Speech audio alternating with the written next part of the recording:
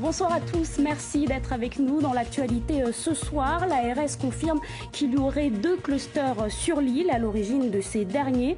Des rassemblements d'élus, les jeunes pourraient être touchés dans les prochains jours, mais les cas graves se stabilisent. Les détails du point presse tenu ce matin dans un instant. L'eau potable se fait rare à Mayotte. Depuis lundi, on vous demande de limiter l'utilisation de cette ressource, mais nombreux sont ceux qui dénoncent des traitements de faveur. Ce soir, Darwesh Daou vous emmène là où dort toute l'histoire de Mayotte, aux archives départementales de l'île. Elle représente 1 kilomètre linéaire, découverte à suivre dans ce journal.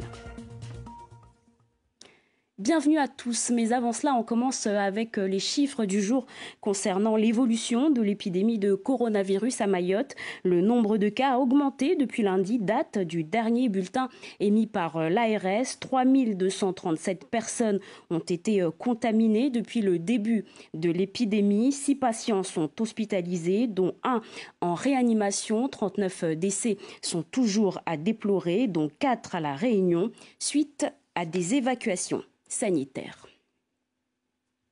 Et c'est pour faire un point complet de la situation épidémique à Mayotte que l'Agence régionale de santé a organisé un point presse ce vendredi matin. La situation serait encourageante, il y aurait moins d'admissions, mais 2 clusters ont fait leur apparition. Les détails avec Laini, Saïd Hachim et Fahar Housseni. Il faut s'attendre à un fort rebond de l'épidémie dans les jours à venir et ce sont les jeunes qui pourraient être les plus touchés.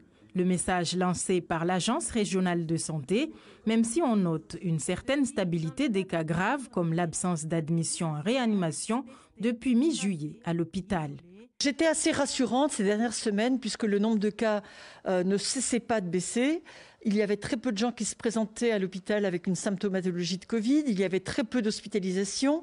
Mais avec le cluster des élus et des délégués au syndicat des eaux, d'une part, avec l'émergence d'un nouveau cluster en Petite Terre, je suis moins rassurante. Actuellement, des clusters continuent à apparaître. 2 en Petite Terre. 5 maires sont atteints de la Covid-19 sur l'ensemble du département ainsi que leurs collaborateurs. Une contamination liée aux élections du SMEA Messi-Devam. Par conséquent, l'ARS préconise une réalisation d'un test systématique. Une préconisation qui vaut aussi pour les vacanciers et les étrangers primo-arrivants. À l'ARS de rajouter qu'une capacité de 400 tests par jour est désormais possible dans notre île. Je veux aussi pointer le fait qu'on continue à trouver des cas positifs chez les voyageurs et que ça contribue à dégrader un peu notre incidence à Mayotte. Je suis d'autant plus vigilante qu'on nous annonce un rebond en métropole avec un nombre de cas préoccupants à Paris, en Seine-Saint-Denis, dans les Bouches-du-Rhône, dans les Alpes-Maritimes. Nous devons, si nous rentrons de voyage, procéder à un test 7 jours après le retour. On rentre sur le territoire avec un test PCR négatif, mais 7 jours plus tard, par mesure de précaution pour protéger les autres, c'est important de refaire un test. Pour l'Agence régionale de santé, les Mahorais ont un bon comportement concernant les gestes barrières, mais ceux qui sont atteints du virus continuent de travailler et refusent de communiquer les personnes contacts. Énième échec pour les salariés de Bourbon Distribution. En grève depuis 1 mois, ils réclament une augmentation de leur salaire et davantage de chèques déjeuner. Une réunion de plus a eu lieu aujourd'hui entre grévistes et direction à la DIECT, mais le dialogue reste rompu. On écoute Anissa Adurami, déléguée syndicale CGTMA de Bourbon Distribution. Elle s'exprime au micro de Hassadi Razafit Seheno. Notre employeur, il est là en fait, il est là pour remplir juste ses poches en fait. Mais quand même pour nous, en fait, il s'en fout complètement de nous les salariés grévistes. Vous voyez, on est là. On a essayé en fait de négocier avec lui, mais quand même lui, il est venu pour un dialogue tout simplement. Trouver en fait, elle veut juste que les salariés reprennent le travail sans rien. On va signer quelque chose pour l'année prochaine, mais pas pour cette année. Du coup, c'est, à chaque fois on le dit, hein, c'est une méprise totale. Monsieur ne veut pas négocier avec nous, mais quand même, quand il vient, il veut qu'on signe un accord, mais pour l'année prochaine. Le mouvement continue, on reste là, on va attendre parce que là, tant qu'on n'a pas eu, tant qu'on ne signe pas un accord, on ne va pas reprendre le travail. Le ministre de l'Éducation, Jean-Michel Blanquer, l'a annoncé hier, hors de question de reporter la rentrée en métropole. Elle aura bien lieu le 1er septembre pour tous les élèves. Il compte sur le port du masque pour éviter les contaminations. Il sera obligatoire dès l'âge de 11 ans, une dépense supplémentaire pour les familles. Le principal syndicat de parents d'élèves en France a aussitôt lancé une pétition. Aurélien Chopin et Corentin Fouchard. Toutes les familles qui ont des enfants au collège ou au lycée commencent à faire des calculs.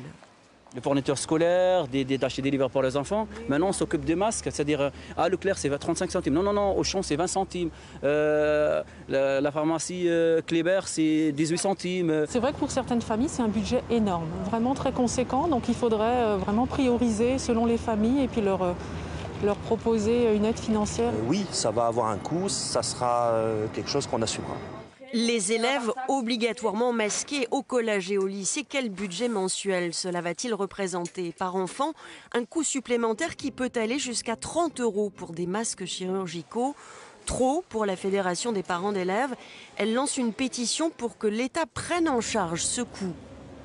Il faut prendre en compte la réalité de la France et aujourd'hui non, on ne peut pas laisser ça à l'appréciation et à la liberté des familles parce que les familles sont inégales en termes de budget. Un masque, ça coûte cher. Le ministre de l'Éducation nationale répond ce matin. Il rappelle notamment que l'allocation de rentrée scolaire a été majorée de 100 € pour les 3,5 millions de familles modestes. 100 € de plus par enfant, c'est quand même une somme très importante dans l'achat de fournitures, éventuellement l'achat de masques. En tout état de cause, s'il y avait vraiment des familles en grande difficulté, alors nous sommes en situation de fournir des masques aux élèves qui en ont le plus besoin. Pour les enseignants, en revanche, les masques seront fournis par l'Éducation nationale. Retour chez nous, on reparle des salariés de la société de transport Mathis qui sont en grève depuis le 18 août dernier. Le contrat entre Mathis et le département s'est achevé. Les salariés exigent que celui qui aura le nouveau marché reprenne tous les salariés avec leurs avantages. Une réunion a eu lieu hier soir entre les responsables des transports et le département. Si ce dernier se veut confiant, les grévistes ne décolèrent pas. On écoute Siaka Henli Dumois, délégué FO chez le transport Mathis, suivi de Fatima Soufou, première vice-présidente du conseil départemental. Il s'exprime au micro de Hassadi Razafi Tseheno.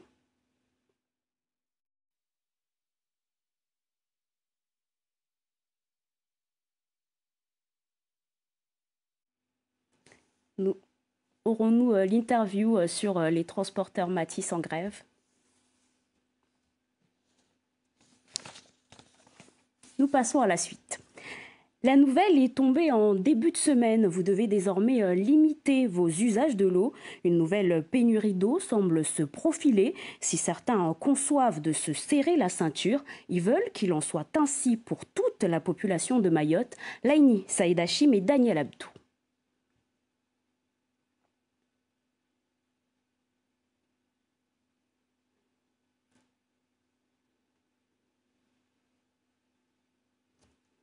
Est-ce que nous aurons ce sujet sur les pénuries d'eau à venir? Nous allons voir le sujet de Laini Saïd Hachim et Daniel Abdou sur les restrictions d'eau.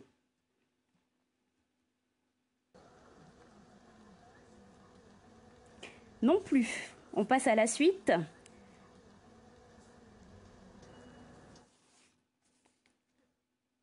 On en vient à ce portrait, ce jeune villageois de Bandélé.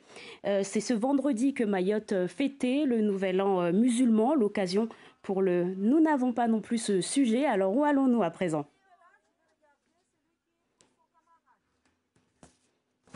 Alors, nous allons désormais entendre Fatima Soufou et Siaka Henli Dumois, délégué FO chez le transporteur Mathis. On vous le disait tout à l'heure, une réunion a eu lieu hier soir au conseil départemental. On les écoute. Nous, on ne va plus ramasser les élèves à partir de lundi.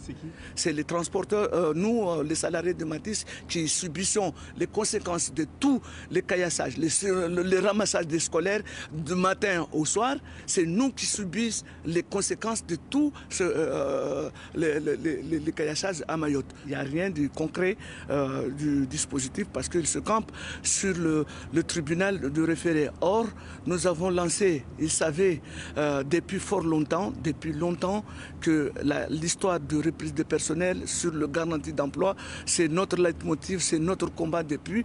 Donc aujourd'hui, le département se focalise sur l'aspect du tribunal parce qu'il y a un des candidats qui leur oblige de porter plainte sur ce dossier. Pour nous, c'est vraiment une aberration. Il a été difficile de leur donner raison, par raison de leur de valider ce qu'ils veulent aujourd'hui, puisque Matisse a déposé un référé sur ce sujet.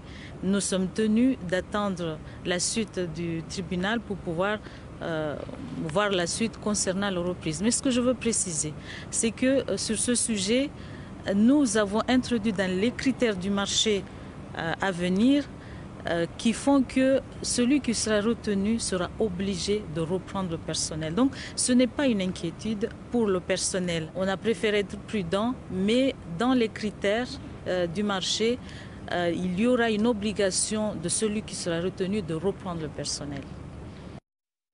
Et alors que ce marché a expiré depuis juillet et que les transporteurs scolaires sont en grève, de nombreux parents s'interrogent sur les moyens de retour en classe à l'approche de la rentrée et sur l'organisation à adopter. Là encore, Fatima Soufou se veut rassurante. On l'écoute au micro de Hassadi Lazafitseheno toujours. Il est vrai qu'à la date d'aujourd'hui, nous n'avons pas encore signé les conventions de gestion dont j'ai parlé il y a quelques semaines pour transporter nos enfants la semaine prochaine.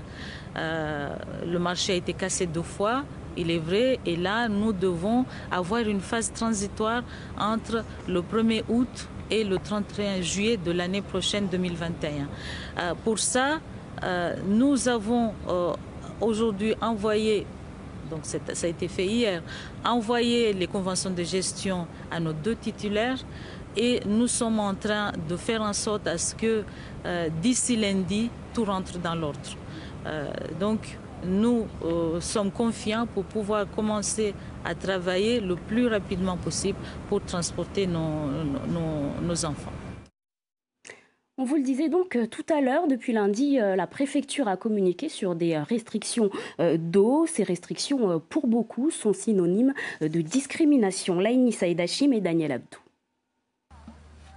Interdiction de laver son véhicule hors des stations, de laver son bateau, d'arroser son jardin ou encore de remplir sa piscine. Les restrictions émises par la préfecture de Mayotte sont nombreuses.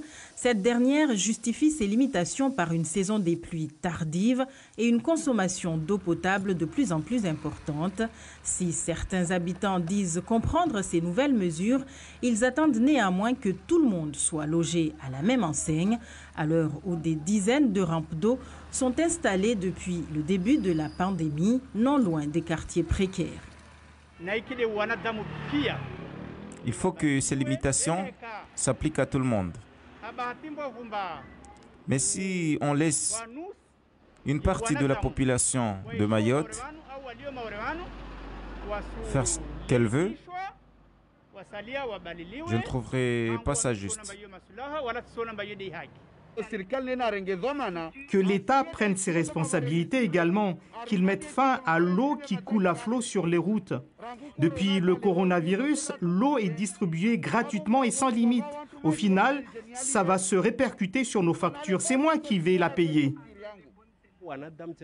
Ce sont des personnes comme nous qui bénéficient de ces rampes. On ne peut pas leur en priver si elles sont dans le besoin. Mais je pense qu'il faudrait pouvoir limiter l'usage, comme on le fait pour nous. Mais laisser faire comme ça, c'est difficile. C'est très dangereux ces rampes installées au bord de la route.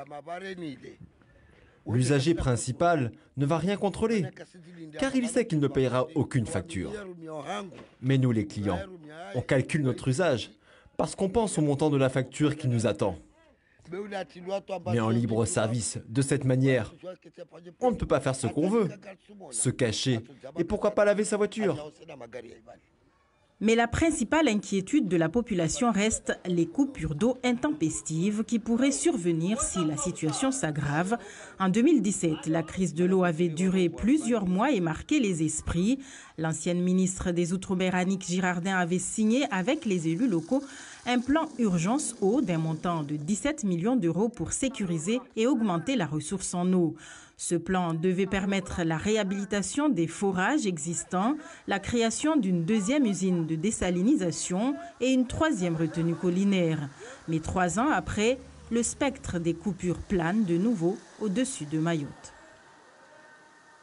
Et lors du point presse de ce matin, Dominique Voynet a démenti ces allégations sur les personnes dans la précarité qui seraient à l'origine du gaspillage. Elle assure qu'ils ne représentent qu'une infime partie des consommateurs. On l'écoute au micro de Fahar Hosseini. L'ARS finance l'installation des rampes d'eau et des bornes fontaines monétiques. La tentation est grande de rendre les personnes qui ne disposent pas d'un accès à l'eau courante responsables des surconsommations d'eau. Il faut que vous sachiez que, confondus, les rampes et les bornes fontaines représentent moins de 1% de la consommation d'eau à Mayotte. C'est négligeable. Les gros consommateurs, ceux qui consomment 500 mètres cubes d'eau ou plus par an, doivent être mis à contribution en priorité et réduire leur consommation, qu'il s'agisse d'acteurs économiques, d'agriculteurs ou de particuliers.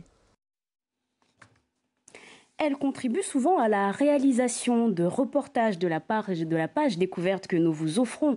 Et chaque soir, je vous parle des archives départementales de Mayotte. Elles existent depuis la fin des années 1900. Et ce soir, Darwesh Daoui Hassadi Razafitseino vous ouvre ses portes. La conservation des documents contemporains devient la chasse gardée de l'administration de l'État, notamment à partir de 1800. À Mayotte, la création d'un service d'une telle dimension se met en place en 1986. Bonaidi Madiki est l'un des anciens de la maison. Il connaît parfaitement les différents maillons qui constituent une pareille structure. La première étape, c'est la prise de contact entre les services qui souhaitent verser des documents chez nous. Donc il y a une première prise de contact entre ce service-là et les archives départementales. Et cette première prise de contact donne lieu à la rédaction d'un document qui s'appelle bordereau de versement. C'est un document qui recense tous les documents que le service en question souhaite verser chez nous. Le document détaille par exemple la nature du document, il détaille les dates, et puis c'est à partir de ce document-là qu'on va pouvoir prendre en charge officiellement le fonds venant de l'administration en question. Autre étape de conservation des différents documents enregistrés dans cette véritable caserne d'Ali Baba, le stockage de ces premières pièces cartographiques de Mayotte remontant au milieu du 19e siècle, dans les années 1840. Ils font partie de notre fonds iconographique. Donc dans le fonds iconographique, on a les cartes postales anciennes, on a les plans de bornage, et ces cartes-ci font partie de ce fonds-là. On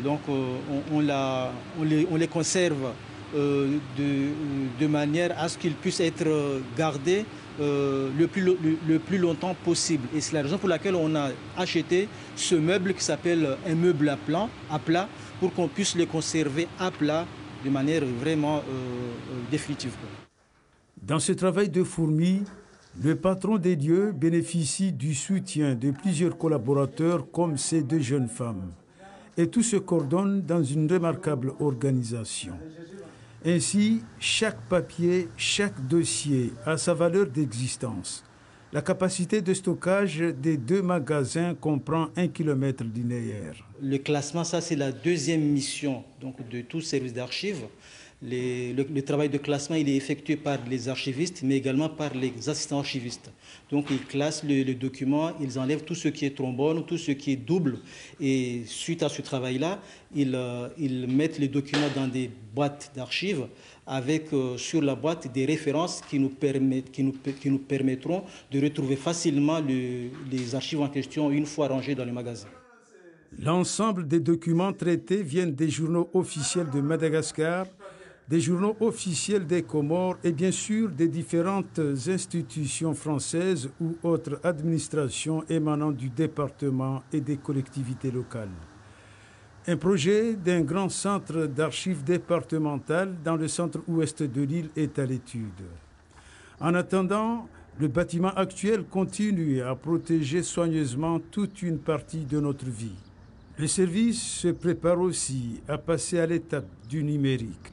Notre visite ici au service des archives départementales nous a été des plus enrichissantes.